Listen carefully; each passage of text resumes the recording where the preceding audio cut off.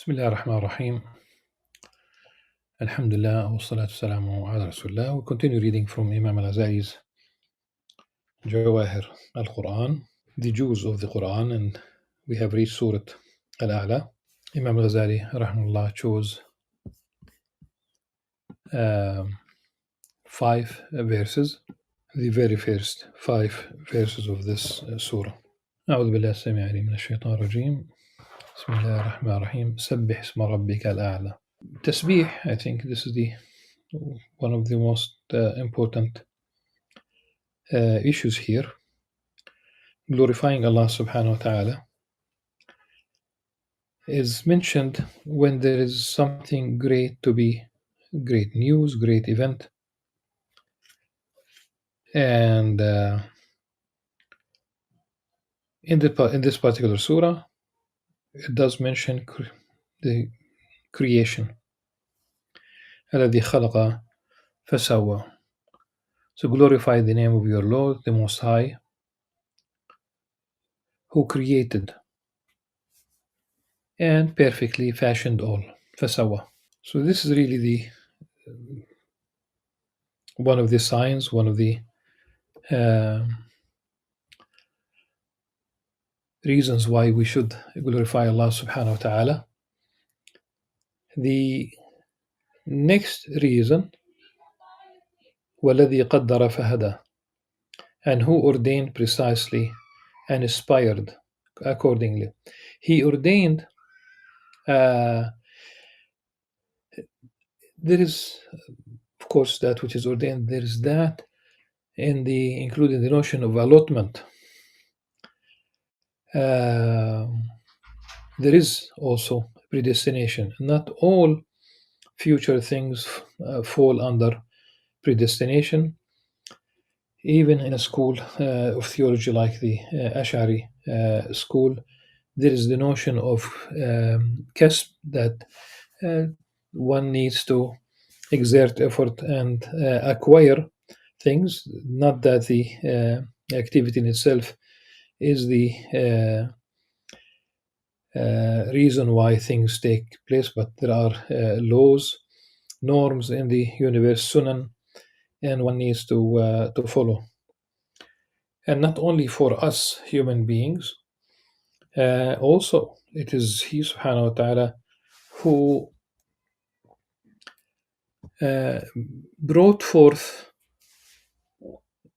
and brings forth, of course, green pasture for animals.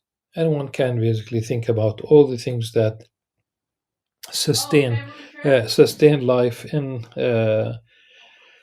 whether for human beings or for animals. But ultimately, even this green, and this is where the end of Imam Ghazali's selection, or the verse number 5, فَجَعَلَهُ غُثَاءً أَحْوَى, then reduce it to withered chaff. Green becomes yellow, moist becomes dry.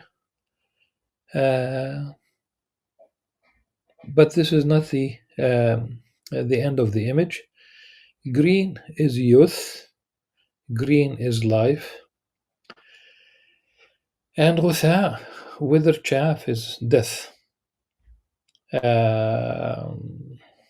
Anything that has a beginning, then it has an end. The universe itself has a beginning, then it has an end. Each one of us, we do have beginnings and we have ends. Our ends are not final. It is not the end of the story. Death means, it signals also going into a different phase. There is death, but also there is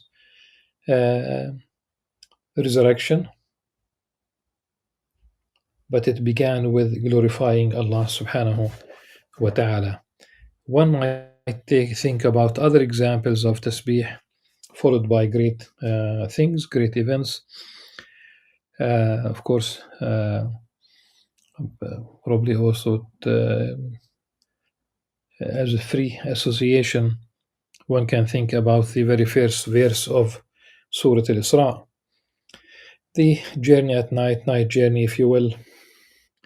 سبحان الذي أسرى بعبده ليلا من المسجد الحرام إلى المسجد الأقصى الذي باركنا حوله لنريه من آياتنا إنه هو السميع البصير. So Subhan الذي, Subhanallah, Subhanallah, this is it's Allah subhanahu wa ta'ala who took his servant at night from the noble sanctuary from Masjid al-Haram, of course, in Mecca to Al-Masjid al-Aqsa, the furthest mosque in Jerusalem, in the Holy Land, in the Blessed Land, in Palestine, that we have blessed its precincts, الذي باركنا حوله, and the scholars would include in the Holy Land, in the Blessed Land, would include first of all, it is not to be understood in terms of the geopolitics of today. And some scholars said that the Holy Land would, the southern borders of the Holy Land, they reach Tabuk, which is in northern Saudi Arabia today. So it's an amazing event, of course, and it is part of the Islamic faith, Islamic worldview, and it shapes how we relate to Al-Aqsa Mosque, Jerusalem, and the rest of the Holy Land.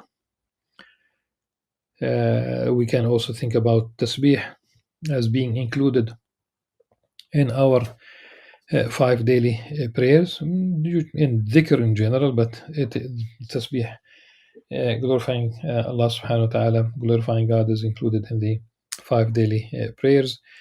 One might mention Subhan Rabbil Azim, for example, when one is bowing, Subhan Rabbil A'la, Sabbih Isma Rabbika Al-A'la, Subhan Rabbil A'la. So the imperative here in Sabbih, because we have different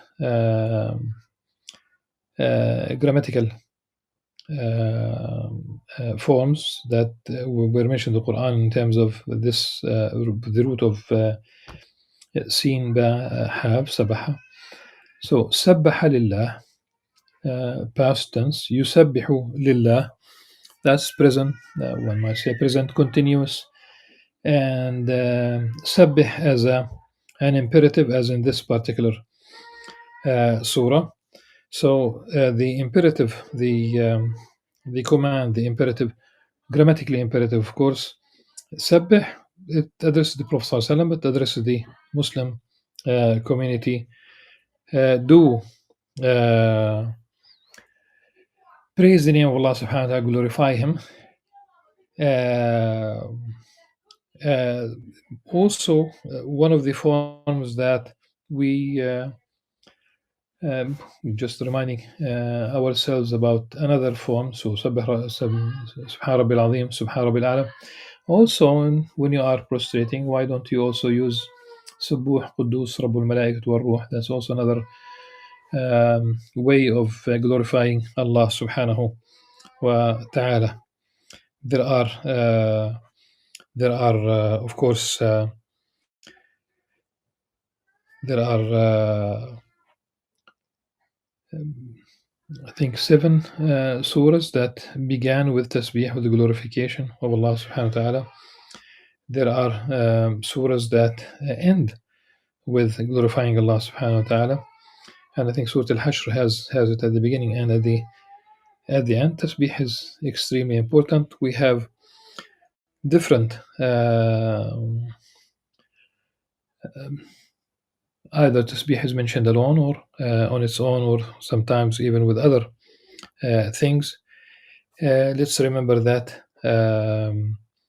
everything in the universe, in a way that we don't even understand, but the Quran says that there is nothing in the universe except that everything glorifies the name of Allah subhanahu wa ta'ala, glorifies, praises, but you do not understand their glorification. وَإِن مِّن شَيْءٍ إِلَّا يُسَبِّحُ بِحَمْدِهِ وَلَكِن لَّا تَفْقَهُونَ تَسْبِيحَهُمْ. As uh, in the very first surah, in the very first story, that will be the second surah in the Quran. In the very first story of creation in the Quran, creating Sayyidina Adam alayhi salam, when Allah subhanahu wa ta'ala informed the angels about the creation of Sayyidina Adam alayhi salam, they did mention their own glorification of Allah subhanahu wa ta'ala when they said أتجعل فيها من يفسد فيها ويسفك الدماء ونحن نسبح بحمدك ونقدس لك ونحن نسبح بحمدك ونقدس لك. We glorify thy name, we praise we praise you, sanctifying. And this alludes to the potential in the human being to do evil. The angels do not. They obey Allah subhanahu wa ta'ala in the absolute sense. Satan is a different category and not a fallen angel. The timing of the tasbih, any time, practically, day or night. And we do have verses also that mention the tasbih, ghudu, asal, different times, but still we talk about tasbih in the story of Sayyidina Yunus alayhi salam. When he's of course, when the Quran speaks about the Nun, it's Sayyidina Yunus alayhi salam, when he was swallowed by the whale. What did he do? In the belly of the whale, immediately he resorted to, of course, he repented. He لا إله إلا أنت سبحانك إني كنت من الظالمين. So we have the bearing witness to the oneness of Allah subhanahu wa ta'ala, pure tawheed. Subhanak, that's glorifying Allah subhanahu wa ta'ala. إني كنت من الظالمين. Imam Al-Ghazali says any form of regret, even if it's simply the feeling of regret, الندم توبة. One doesn't have to say anything publicly, for ultimately إنما الأعمال بالنيات. So tasbih does occupy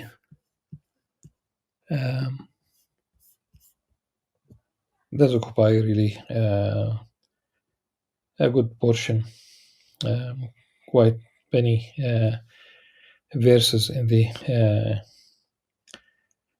Quran. The universe at large is glorifying Allah subhanahu wa ta'ala. So practically, when the human being is not making dhikr of Allah subhanahu wa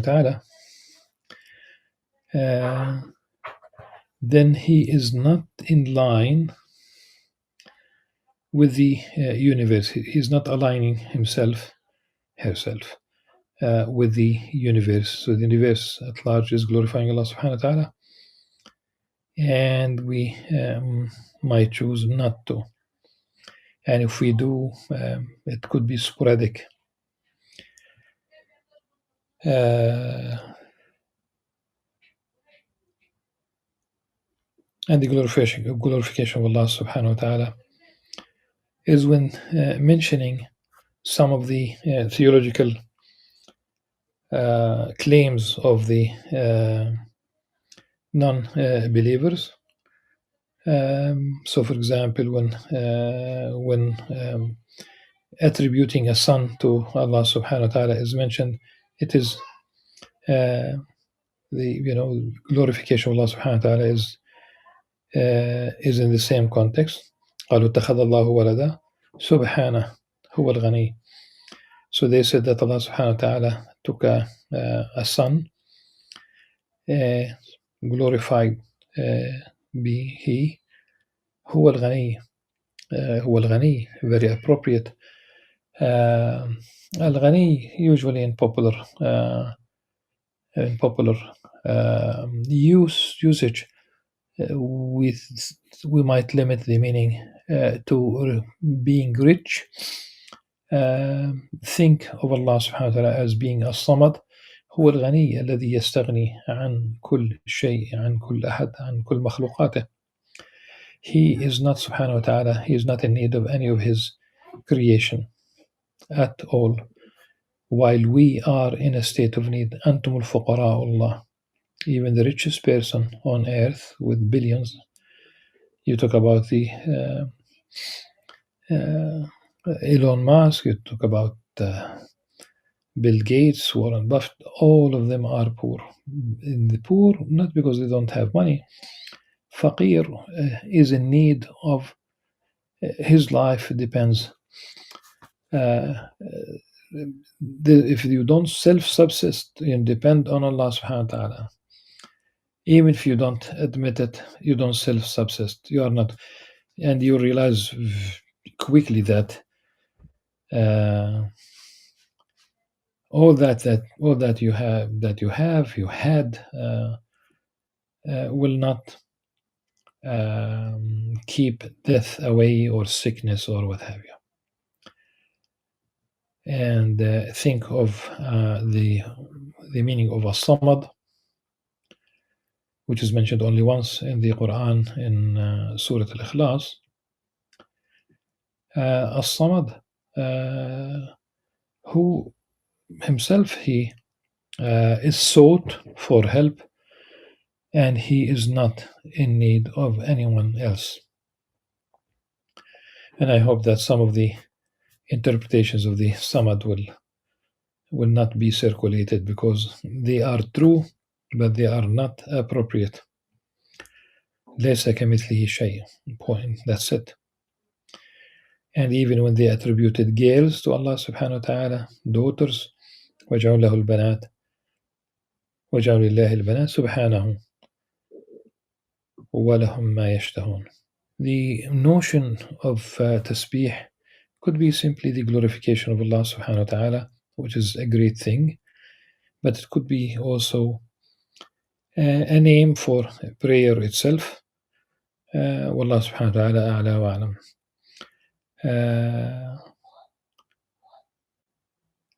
So when وَسَبِّحْ بِحَمْدِ رَبِّكَ قَبْلَ طُلُوعِ الشَّمْسِ وَقَبْلَ غُرُوبِهَا, it very well might be alluding to the prayers at this time.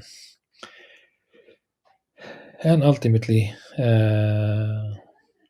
the dua, the prayer, the praise, دعواهم فيها سبحانك اللهم وتحيتهم فيها السلام. This is Wallahu Alam about the paradise. And sometimes the whole dhikr is mentioned as tasbih. All in all, I think one should glorify Allah subhanahu wa ta'ala. A state of the heart that includes tasbih, dhikr, subhanallah. How much dhikr? Dhikran kathira. But ultimately there is no limit. One is limited by either time or willingness. So the glorification in this surah, the 5 first verses, glorifying Allah subhanahu wa ta'ala, the name of Allah subhanahu wa ta'ala, Most High, who created, fashioned in the best form.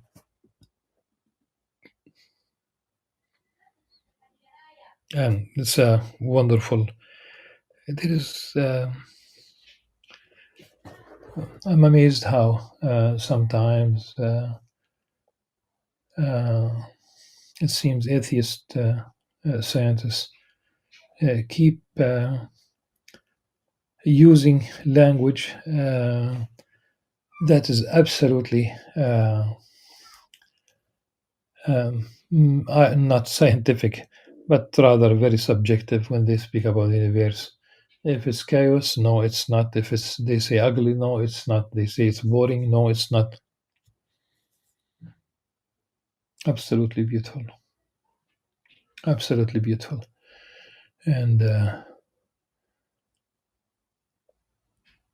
you can basically maintain that uh, inner state of relating to the beauty in the universe. It could be the same item, but you still see beauty in a different way every single day, whether it's the sky. Um, as I speak, as I speak right now, I could see from the window uh, an orange tree, and the beauty there is stunning. Whether the greenery or the orange color, though the fruits that did not ripe yet, uh, there is beauty. There's beauty if you see a bee. There's beauty if you see a bird. Uh, but people decide whether they would like to recognize and humble themselves and see the tremendous beauty. And sometimes we are guided. We are guided because the notion of وَالَّذِي قَدَّرَ فَهَدَى, part of the huda here, part of it is the innate state with which we are born. Like, for example, the you don't teach a baby how to um, latch basically the breast of her mom for milk. That's innate, that is built in, if you will. So there are different levels of guidance for different phases. And there's guidance in terms of a worldview that is there is enough for you on your level, but in this worldview, there's something extremely beautiful for everyone, whether you talk about intellectuals, the everyday person, all part of the Huda, but at the beginning of Surah Al-Baqarah, ذلك الكتاب لا ريب فيه هدى للمتقين. The whole book is a book of guidance. ذلك الكتاب لا ريب فيه ذلك الكتاب لا ريب فيه هدى للمتقين. If you read it like this, then it entails, it does have guidance against for the righteous, the and subhanallah, it's the if you don't really have dhikr of Allah subhanahu wa ta'ala, if you don't have tasbih, then your life, your heart becomes very dry, pretty much like الغثاء الأحوى, like when we talk of withered chaff. And then if one reaches that stage where the heart at that moment does not recognize, does not that which is lawful and that which is prohibited, choosing that which is lawful, wholesome, that which would bring you closer to Allah subhanahu wa ta'ala. Then verse number 6 does speak about the revelation that سَنُقْرِئُكَ فَلَا تَنْسَى, we will have you recite, meaning the Qur'an, or addressing the Prophet sallallahu alaihi wasallam, of course, so you will not forget any of it. Elsewhere in the Quran, the Prophet ﷺ is guided to understand that there is no need for him to rush and recite immediately what the archangel, the spirit of the holy Jibril alayhi salam, لا تحرك به لسانك تعجل به. So Allah subhanahu wa ta'ala guarantees that the Prophet ﷺ will remember the Quran. And you will not forget, of course, except that unless Allah subhanahu wa ta'ala wills otherwise, إِلَّا مَا شَاءَ اللَّهِ إِنَّهُ يَعْلَمُ الْجَهْرَ وَمَا يَخْفَى. He surely knows what is open and what is hidden. Open with an activity including speech, thoughts that are expressed, thoughts that are kept, all are known to Allah subhanahu wa ta'ala. We will facilitate for you the way of ease when you circle yusra. This is it's a very important notion. إن مع العسر يسرا إن مع العسر يسرا. And so in the hadith لن يغلب عسر يسرين, and inshallah there will be faraj, there will be relief coming, there will be a state of inshallah justice and peace. The injustice will not be is not sustainable. Injustice is not sustainable. And I'm speaking not only about Palestine because of the genocide that is still unfolding in the Gaza Strip. I'm saying this because of the more than 10 million refugees in Sudan and the civil war there, and the reports of rape and famine, and not only because of the Arabs and Muslims, also vis-a-vis the state of affairs around the world. One cares about the North in terms of morality, but also cares about the South in general, where 20% of the world population live in the North and enjoy 80% of the world resources, and 80% of the world population lives in the South and subsist on 20% of the resources. This is an unfair state of affairs. But there'll be ease, inshallah. So always remind, فذكر. Remind with what you have, with the Qur'an. Even if the reminder is beneficial only to some, in نفعت الذكرى, if it does help, people might choose to block what you say, close their ears, close their hearts. سيذكر من يخشى. Those in awe of Allah subhanahu wa ta'ala will be mindful of it, but it will be shunned by the most wretched people.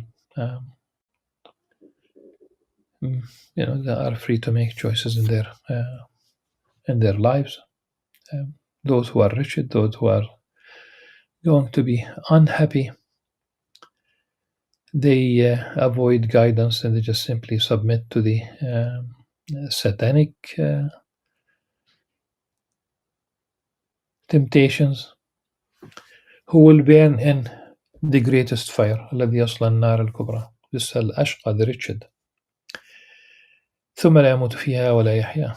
This is why one prays for guidance for oneself, relatives, friends, the ummah at large, but also to humanity.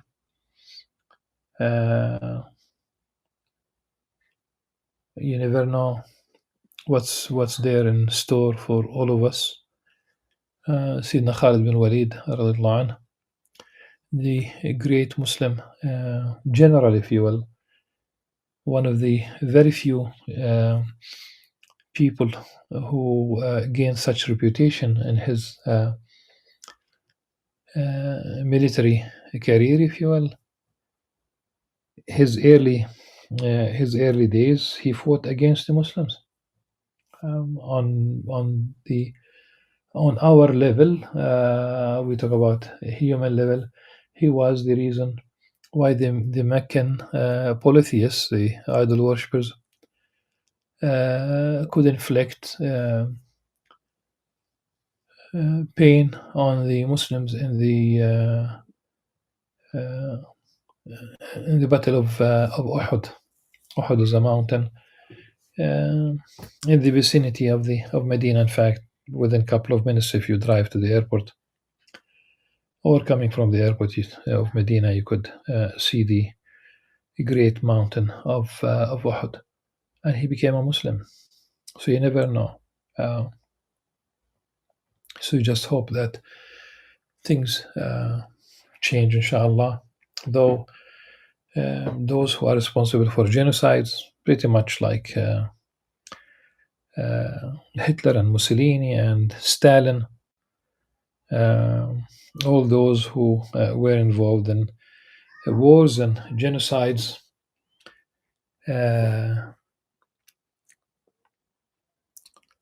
leaders who lied about other countries to pave the way for to launch wars against them. So the North, the West, their leaders at least would face a day of reckoning, the day of judgment. All people with no exception will have to answer for their actions. There in hellfire, there's no death anymore. This is why successful are those who purify themselves. قد أفلح من تزكى وذكر اسم ربه فصلى بل تؤثرون الحياة الدنيا والآخرة خير وأبقى إن هذا لفي الصحف الأولى صحف إبراهيم وموسى. Successful indeed are those who purify themselves.